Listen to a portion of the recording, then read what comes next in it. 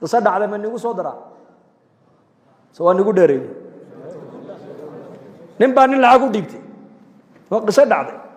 ودنا دنا نكد عدي ضد كلام ما ضد كنا نحدث مركز الأرض بل بنو بحياة بادية بان كان عنو أكونتكم اللي هي نسكوا حنا هاي وده ده العكس أي حاجة بكيل وقصة مرحبا وصار نقدي وحوار كنك يوم مقاحي وين توفر تكشغين مقاحي دي وبرقانسن وشغله كبرقانسن مركز السلام عليكم عليكم السلام عصر كيف هذا وصلنا السلام عليكم وانكو مشغول سن عشاء يجيبوا يمدي وعور ورده ما حد داف يقول لعقتي بريغان كو ديبتي يا نو سعداي لعقت هذه واتا شقينيسي واتا شقينيسي ويا ور محل لهدها لعقت هذه واتا شقينيسي ور لعقت امانه هيده شركه من وهين امانه كو ديبتي وانكو امني ولا لعقتيديسي markaas oray soo dacway مخلكن لعقت lagu qaado maqaxiyahana dushiisa wuxuu ku qortay inna fatahna laka fathan mubina ayda meeshii ma la dhigay war ma la dhigay jaalayaasha kama aragtin tawakkaltu ala allah wa kafa billahi wakila mis jaadiya maxaa ku keenay ayda quraanka hatta jaalayaasha ka dul arkaysa inna fatahna laka fathan mubina quraanka meeshiisi lama dhigin hadduu qofku amaano lahayn nabigu yiri qofka amaano aan lahayn iimaan ma labo rasuulku yiri marka nabigu saxaabada wuxuu ku dhiirigeliyay jacaylka ilaahay nabiga aad u qabtaan wuxuu ku noqonayaa dhabmayni sheega marka sheekaynaysa run ku sheekaya marka amaano leeyni dhiibtana amaanada xafida haddaad ballan qaadana ballanka buuxiya buu rasuulku yiri Isa ibn Maryam عليه السلام أيا أركنن لبضة قعمد هلكا كوجان لبضة اللقودنا هلكا كوجان إن دلوا وحبنا عن أركين جركي سنة يكون على برص أو وضعت أو كدوا عيسنا يوله إلها وحن كو حمديا بلا يبدن أو أضمه سكود عدي جبت باديانك وهنكي وأنه لبضة اللقودنا هلكا كوجان لبضة قعمودنا أنت كوجان إن ده أن لهين وحب أركينين jirkiisana waxa ku dhacday baras wada cad yahay waxaanu ku ducaysanaya uu leeyahay ilaaha waxa ku mahadiya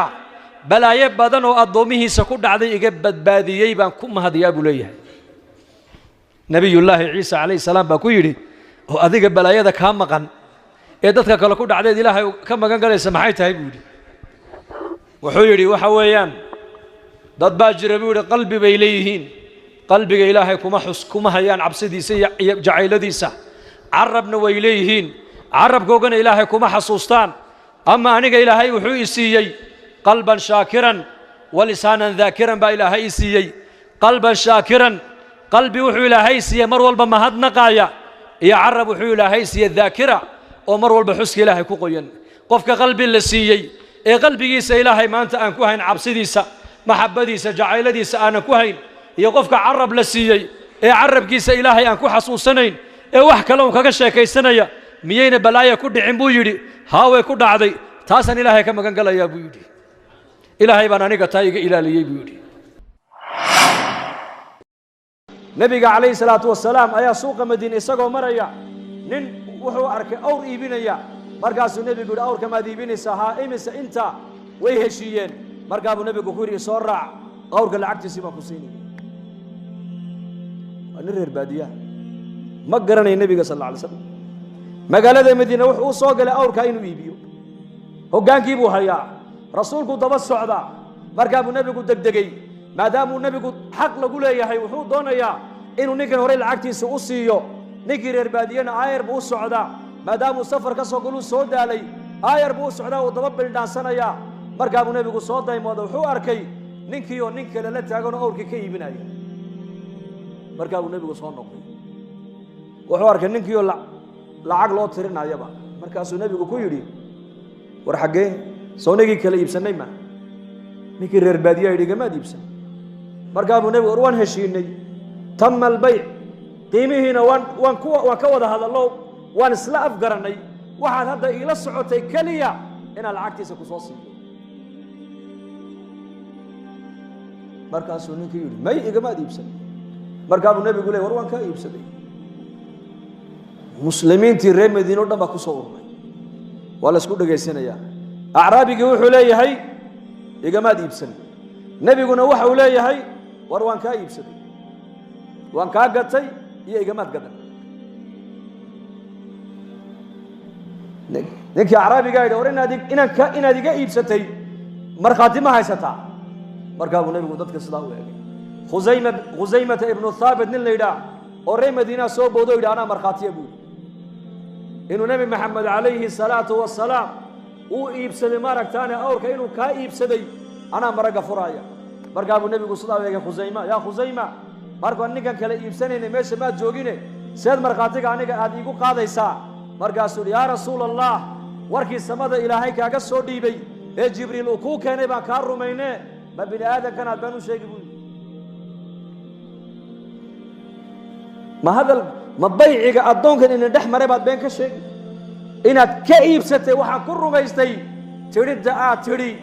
waan kaa iibsaday intaa baan ku sadaqay buu yidhi markaabuu nebigu calayhi salaatu wasalaam wuxuu yidhi maanta laga bilaaba khusaymata ibnu thaabit saxaabiga la yidhaahdo maanta laga bilaabaa halka laba nin marag looga baahan yahay isaga keligii baa ku filan buu rasuulku yidhi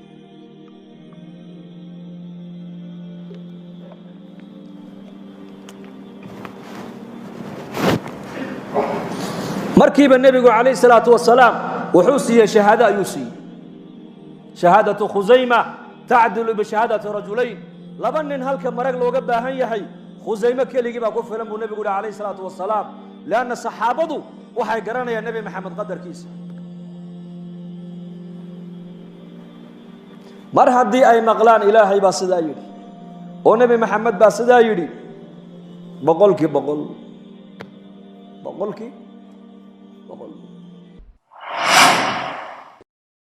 nin taajira oo ganacsada ayaa jamaaca ku ziyaaratay xafiiskiisii shaashad weyn baa hor taalla xafiis kasta oo shaqaalihiisu ay fadhiyaan kaamera baa u dul saaran halkaa buu kala socdaa si fiican hadalka u dhagaysta markaasay jamaacaddii kolkay u xadiiseen bay ku yidhahdeen maxay shaashadda inaad kolba mar eegay sideed dadkuna dhex soo socdaan wuxuu yidhi waa shaqaalahaygii baan halkaa kala socdaa buu yidhi oo gabdhaaba ku jire maxaad gabdhaha u khaawisi buu yidhi mar markii qaarkood shalmadaaba ka dhacayse wuxuu yidhi si kale oo lagu aaminaa ma jirto kameraagaa bay ka baqayaan deedna xoolahaygii iyo shaqadeydii baa ii nabadgalaysa buu yidhi ninka dadkaa muxuu ka aaminsan yahay markaa u shaqaynayo oo dhan waa tuug way idhacaan kameraaga waxaan u wada duldhigay waa in xoolahaygu ay ii badbaadaan saasuu ka aaminsan yahay soo maha de muxuu ka aaminsan yahay waa tuug qof la aamini karaa ma jirto mid baa mid sidaa ku yidhi dadka maanta wax la aamini karaa maba jira buu yidhi kaad meel u dhiibtaba uu ku dhacayaa buu yidhi ayib shaqaalihiisii qof ka mida ayaa maalin isagana meel lagula kulmo markaasaa lagu yidhi maalin baan sarfiiska kugu soo maray iyaad u shaqaysaa shirkaddaa baan ka shaqeeyaa imse sanaa ka shaqaysaa 7 sano lacag muxuu ini siiyaa intaa maalintaad shaqada bilowday ilaa 7 sano lacagtaadu ma intaa unba haa waa intaa oo nima biiriyo sanad kasta wuxuu nagu yidhaahdaa waa nii biirin noomana biiriyo ballan kasta sanad walba ballan buu noo qaadaa ballanna ma ilaaliyo waana beenaale bay yidhahdeen iyakii shaqaalihii waxay isaga ka aaminsan yihiin waa beenaala ninkaasi isagii iyaka wuxuu ka aaminsan yahay waa tuug haddana ninkii maalin dambaan aragnay bal waranoo ma fiicantoha shirkaddii way kacdo waan xidhay buu yidhi maxaad u xidhay wax dad aan aaminaan weynay buu yidhi khalaas dadkii ammaano male buu yidhi waxaa laga yaabaa dadka u shaqaynaya o dhan inay jaamacada ka soo baxeen isagani inuu jaamacad soo dhigtaan laga yaabaa laakiin ammaano qofki inuu yeesho inuu ballan buuxiyo uu noqdo inuu rusheego uu noqdo inuu cadaalad falo uu noqdo inuu dabeecad wanaagsano uu noqdo ma dibloom bay u baahan tahay mise iimaan bay u baahan tahay bal ii sheega iiga jawaaba qofku inuu run sheego noqdo uu ballan buuxiye uu noqdo ballan ilaaliye dabeecad wanaagsane cadaalad sameeye ixsaan sameeye inuu noqdo ma dibloom buu u baahan yahay ma maqasha weli jaamacad la yidhi ninka ka soo baxa wuxuu noqonaya nin ammaano xaafida nin run sheege ah nin ballan buuxiye ah nin cadaalad sameeye ah ma maqasheen ma jirtaa jaamacad caynkaas ma jirto way jirtaa waa jaamacaddii nebi maxamed calayh isalaatu wasalaam suudaan 2009 magaalada la yidhahdo saleym waa xadka u dhexeeya masar iyo suudaan ayaan joogay jamaacan la socday nin caalima ilaa imika ninka caalimka waan xasuustaa magaciisa sheekh saabir cali baa la odhan jiray callaama khatiiba oo ilaahay uu siiyey quwata albalaaga waalkalaam waalfasaaxa ayaan gurigiisa ku buuqday maskiidku wuxuu qaadaa taqriiban ilaa 10 kun oo qof markaasaa jamaacaddii maskiidkaan nagu tidhi yaa jamaacata jabuuti dhegaysta masaajidkan 2 saaca subax uu buuxsami doonaa balaas waa la kala waayi hadda imika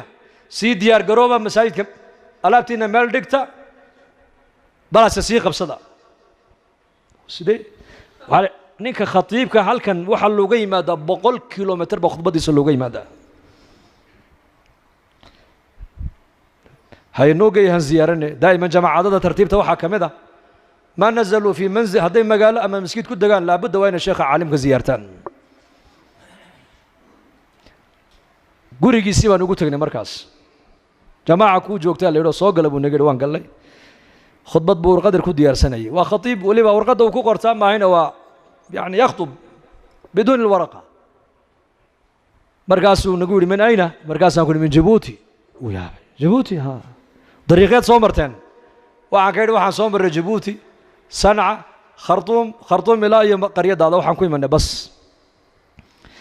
maxaad masaafada intaa leeg aad u soo gasheen buu yidhi bal ii sheega markaasaan idhi waxaan u soo gallay liislaaxi anfusina maxaan u soo gallay sheekh waxaan u socnaa baan ku idhi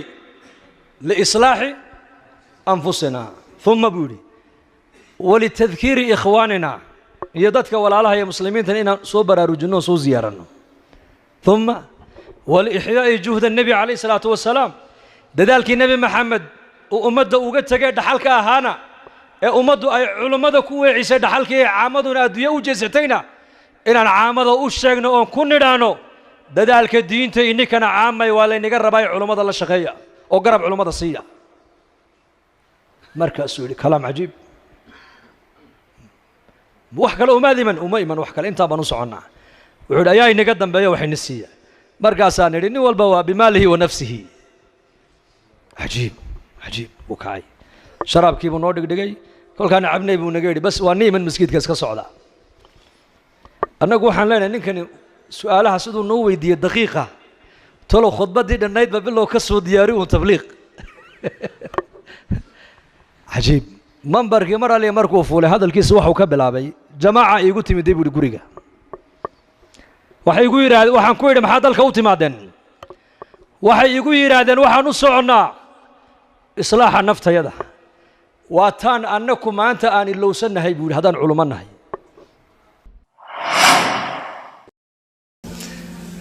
abu darda iyo salmaan qiso dhex martay baan ii sheegay salmaan farisi buu ahaa radia allahu canhu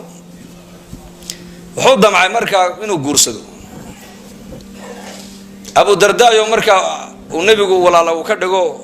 walaaleeyey ukhuwat alislaam ayuu ku yidhi abu dardaayo reerkaa gabdho fiican bay leeyihiine gabadh ordoo iga doon waa hagaag markaa dibadduu ku sugayaa aqalku aqal weyn maaha waa aqal yaroo cariisha abu dardaaba aqalkii soo galo waa la soo dhaweeyey waa qoys markaa yaman ka soo guuray oo gabdho wanaagsan ilaahay siiyey marka abu dardaa baa yidhi waxaan inantiinaa heblaayaan u socnaa oo ayaad u rabtaa walaalkay salmaan alfarisi baan u rabaa markaa bay yidhahdeen salmaan inantayada siini mayne laakiin adigaa ku siinay ku yidhahdeen gabadha weligeedii mar hadduu ku yidhahdo waan ku siiyey uu ku siiyey ogow khalaas waa xaaskaagii laanna waa saddexda nebigu yidhi saddex kaftankooguna waa dhab dhabtooduna waa dhab islaanay waan ku furay kaftan ma gasho way furantay khalaas nebiga ku salliya inantaydii waan ku siiyeyna kaftan ma gasho waa sidaad u siisay khalaas walciyaadu billah diinta waan ka baxay qofka hadduu yidhahdana waa uu ka baxay ogow walciyaadu billah marka abu darda uu yaabay gabadhii khalaas isaga la siiyey siduu ugu sheegay walaalkii saaxiibkii salmaan wuuna sugayaa salmaan oo isna caroos buu isku diyaariyey carooskooguna berigaa maba adkayna gabadha intoo laysa siiyo ayaa isla markaaba saxaabiga aqal yar loo tartiibinayay habeenkaaba uu aqal galayay inan lacagaha iyo daaraha iyo tumashada iyo hoteelada iyo buuraha la iskala dhacaya maaha ee macsiyada lagu dhisaya maaha nabiyullaahi moxamed calayhi salaatu wasalaam inantiisa faatima markuu cali uu dhisayay ayagoo masjidka ka soo wada baxo isgarab socdu nabigu ku yidhi cali ka warran faatima haddaan kuu dhiso markaabuu sii jeesto uu ka xishooday faatima waan ku siiyey buu yidhi caroosna waa taysa soo diyaari buu ka yidhi uu socday inantiisii buu nabigu u tegay faatima aabbo waan ku dhisay dee yaad ii dhistay cali baan kuu dhisay radia allaahu canha way aamustay way xishootay markaabay hadasho aabba ma hadlaa hadal buu ka yidhi dee cali baad ii dhistay haa cali yar calool buuran yahay haye habeenoodna uu leeyaho habeenkii indhaha aad wax ugama arka bay ku tidhi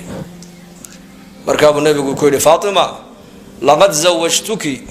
wainahu laaqdamu ummatii silman waakharuhum cilman waacdamuhum xilman buu ka yidhi faatima ninka aan kuu guriyey waa ninka islaamnimada ummadeeda ugu soo horeeyey ugu soo hor islaamay waana ninka ummadeeda ugu cilmi badan waana ninka ummadeeda ugu dulqaad badan buu rasuulku yidhi barkintaana qaado qadiifadaana qaado weelkaana biyaha ku dhaansada caawana waa ku hoynayaayo diyaar garow buu ka yidhi inagu iminka gabdhaha waxba kuma darnee waxunbaa ka sugnaa sooma inta badan soomaalidu markay dhisayso wiilkay kharashka badan ku bixiyaan nebigu inantiisii faatimo markuu dhisayay u raaciyey barkin buu siiyey oo gogol buu siiyey oo weel buu siiyey marka guurkooga u fududaa keena zamankan ee cadaabka maaha u fududaa noloshu way fududayd guurka haddii la fudaydiya bay culimmadu leeyihiin zinada inay dhallinyaradu ku dhacda ayaa adkaan haddii guurka la adkeeyo waxaa la fududeeyey ogow zinadii baa la fududeeyey marka guurka inaan fudaydina diyaar ma unahay waa sababta keliya bay culimmadu leeyihiin fasaadkaan kula dagaalami karno in guurkana la badiyo in la fudaydiyo welibana salmaan farisi bannaankuu taagan yahay walaalkii abu darda ayuu sugayaa abu darda baa soo baxay markaa salmaan baa yidhi bishaare bishaare wuxuu yidhi wixii meesha ka dhacay inaan kaaga warramo waan ka xishoonayaa buu yidhi waraa xishoona ii sheeg maa lay yeelay mise waa lay diiday waniba gabadhi adig waa laguu diiday laakiin anaa laysiiyo caroosa buu yidhi anaaba caroosaba markaasuu qoslay oo wuxuu yidhi ka xishoonaya adiga mahe waa aniga buu yidhi waayo calaf ilaahay adiga kuu qoray calafkaagii samada lagaaga qoray iyo adigan anuna dhex socday buu yidhi ka xishoon adiga maaha buu yidhi waa aniga ee walaal adigan allaha kuu barakeeyo zamankeena arrintaa ma dhici lahayd waa la isku rogman lahaa soo maha waa adii dhigte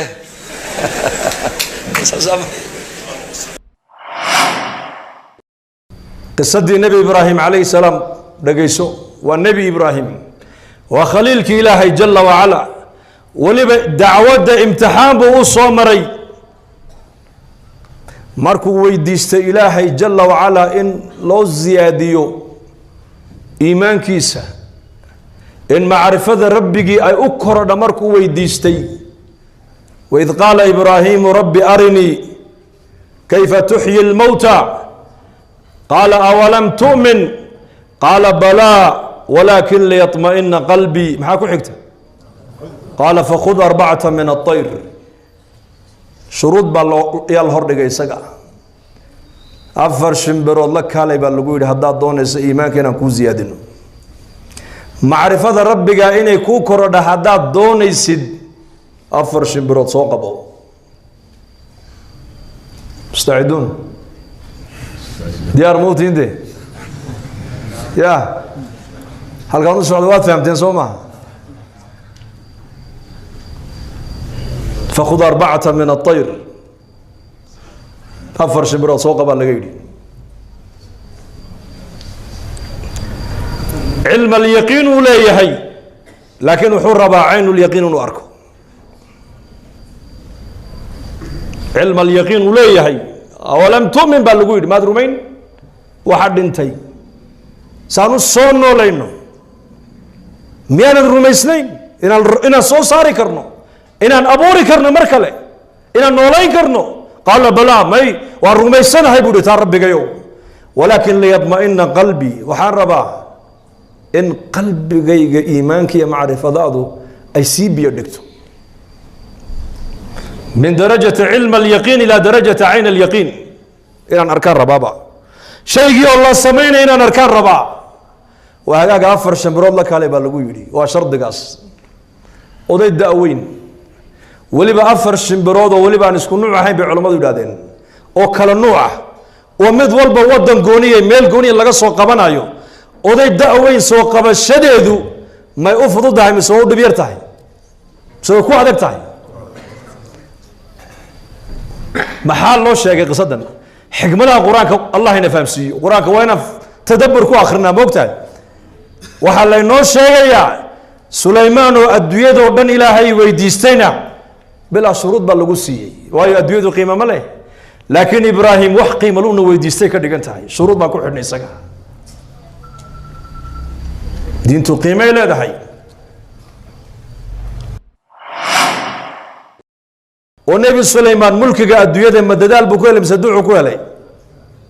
bal ii sheega rabbi ikfir lii wahab lii mulkan laa yanbagii liaxadi min bacdi inaka anta alwahaab maxaa ku xiga fasakharnaa lahu riixa tajri biamrihi ruqaa'an xayثu asaab markiiba ilaahay waan aqbalay buuhi ducadiisii mulkiga adduunka o dhan baa gacanta ka gelinay maaha lacag wuxuu ilaahay weydiistay maaha dibloom iyo tacliin yar maaha waa mulk weliba isaga dabadii cid dambana aan u qalmayn ayaa ilaahay iyuu yidhi ilaahow isii dembigayga ilaahow dhaaf mulkiga caynkaasan ilaahow isii ilaahay wuxuu yidhi markiiba wuxuu yidhi waan ka aqballo ducadii waan siinay mulki intee leeg baa la siiyey markaa hadalka shimbiraha la baray quraanjada hadalkeegii buu maqlay dabaylaha loo sakhiray jinka iyo shayaaiinta iyo cafaariidda ayaa gacantiisa ilaahay soo geliyey oo amarkiisay badaha intay ku galaan jawaahirta iyo dhamankay u soo saarayeen aqaladay u dhisayeen wadooyinkay samaynayeen waxali wuxuu u baahdo dhan nabi sulaymaan jinka iyo shayaaiintu u diraayey waxali waxa shimbire iyo hawada duuloo dhanna korkiisay sidaa u socon jireen waxushira lisulaymaana junuudahu min aljini walinsi waاطayr fahum yuuzacuun xata ida atow calى waadi الnml qaalat namlaة ya ayuha الnml اdkhuluu masaakinakum laa yaxطimanakum sulaymaan wajunuuduhu whm laa yashcuruun fatabasma ضaaxika min qowliha wqaala rabi awzicnii an ashkura nicmataka alatii ancamta calaya wclى waalidaya waan acmala صaalixا tardaah waadkhilnii biraxmatika fii cibaadika الصaalixiin waa ka ku ducaystay ducadaas mulkigii caalamkao dhan ilaahay intuu soo qaaday ayaa ilaahay nebi sulaymaan gacanta ka geliyey bilaa shuruud wax shuruuda laguma xidhin markaasaa ilaahay yihi haadaa caطaa'una tani waa deeqdayadii famnun aw amsik bigayri xisaab haddaad doonto galladayso oo ciddaad doonto ku galladayso oo sii haddaad doonto hayse baa lagu yidhi waxba lagaa weydiin maayo tan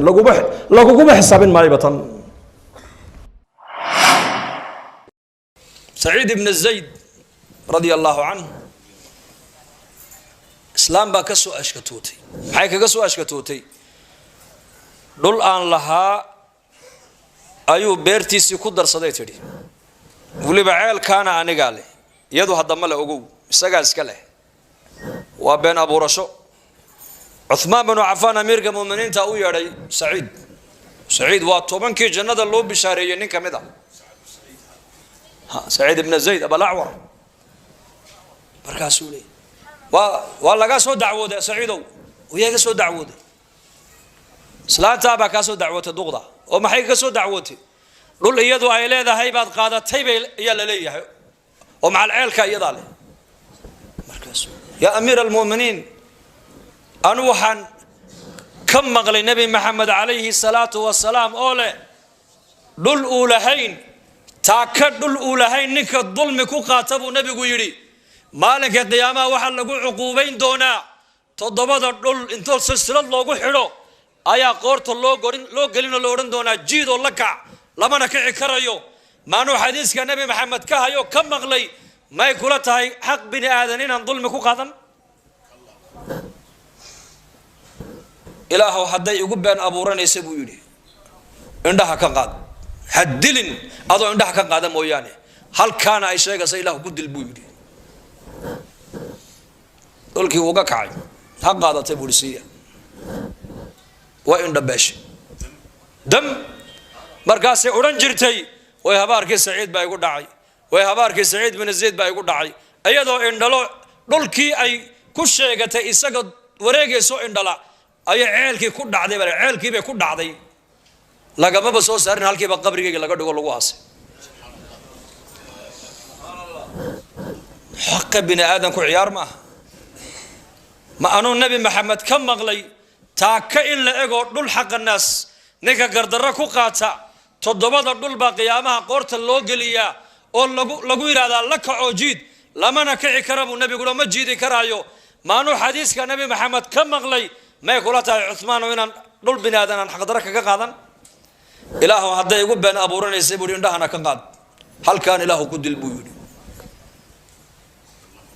أحسوا الله كبق وحب بني آدم كحقه كاجو جنيه ومحي والله كبق مركز إلهي كو حساب تمسين وكو أركايو وكو مغلايو آخر إني جرتنا يكو هرتالو حق بني آدم إن أبدا كو ديرن ميسد لكن غير موقف بني آدم كو إلهي إنه ظلم كقلا بني آدم كان ظلم كقلا وأمركو إلهي اللوبو آخرة وخدك كسر dadkii wan wanaagsanaa jannaday arkayeen oo qiyaamahay arkayeen oo ilaahay wajigiisa ay arkayeen culimada qaarkood rag baa ilaahay daatadiisa arkaya habeenkii markay seexdaan rag baa habeen walba nabi maxamed la kulmaya calayhi salaatu wasalaam yaxya ibn mucaad baa kamid ahaa markuu geeriyooday ayaa manaam lagu arko lagu yidhi yaa sheekh yaxya nin waacida oo muxaditha oo zaahida oo ummaddu jeceshahay baad ahayde maa facala allahu bika maxaad rabbigaa kala kulantay noo sheeg baa lagu yidhi markaasuu yidhi fudixtu waan ku fadeexadoobay buu yidhi banka qiyaamaha oo ilaahay baa iigu yidhi soo qabta yaxya ii keena waa lay horgeeya ilaahay markaasaa ilaahay igu yidhi shaykhaagan xun maanta camalka aad agtayda soo dhigatay eed isleedahay waad ku badbaadaysaa sheeg baa laygu yidhi buu yidhi markaasaan idhi yaa rabbi 36 xaj ayaan carafo joogsaday oon agtaada soo dhigtay markaasaa ilaahay igu yidhi midna kaamaan aqbalin sheeg camal kale markaasaan idhi yaa rabbi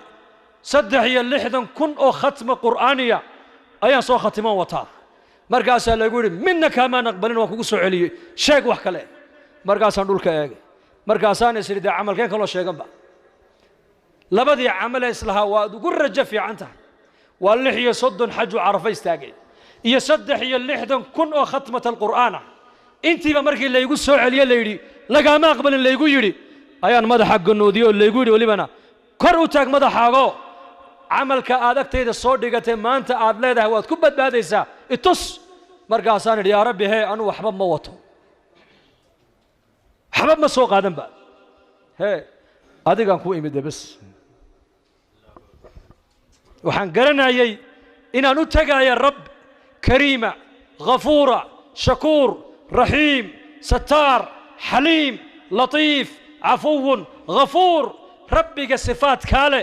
inaan la kulmaayo ayaan garanayo waxba ma watee yaa rabbi anigu adaan ku imide bas markaasaa ilaahay gu yidhi haddaad ii timidee waa kuu dembi dhaafee jannada gal markaa raxmaddii ilaahay baa jannada ku galee dadka u sheegay buu yidhi hadday waa taabiciintii waa zuhaaddii waa muxadisiintii waa salafu haadihi alumma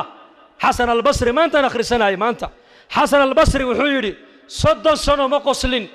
40 sanana hadal maa laa yacni oo kaftana kuma hadal buu yidhi inagu maalintii imse jeer baan kaftannaa imisaan caytamaynaa imisaan ummad xamanaynaa